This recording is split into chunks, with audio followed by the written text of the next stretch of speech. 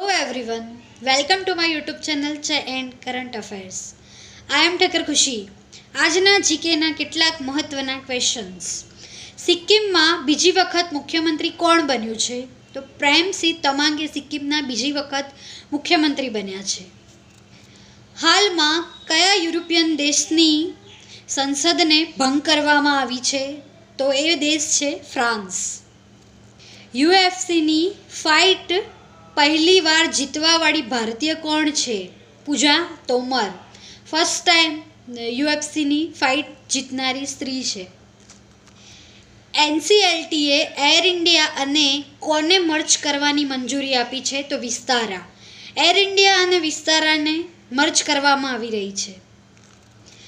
કયા રાજ્યના ગ્રામીણ વિસ્તારના લોકોએ એટલે કે ગ્રાહકોએ દૂધ અને દૂધની બનાવટો પર સૌથી વધુ ખર્ચ કર્યો છે?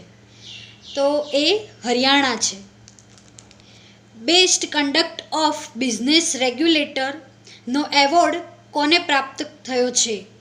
તો સેબીને, સિક્યુરિટી એક્સચેન્જ બોર્ડ ઓફ ઇન્ડિયાને પ્રાપ્ત થયો છે. મોટોજીપી 2025નું ભારતમાં કયા રાજ્યમાં આયોજન થઈ રહ્યું છે? યુપીમાં એટલે કે આપણા ઉત્તર પ્રદેશમાં.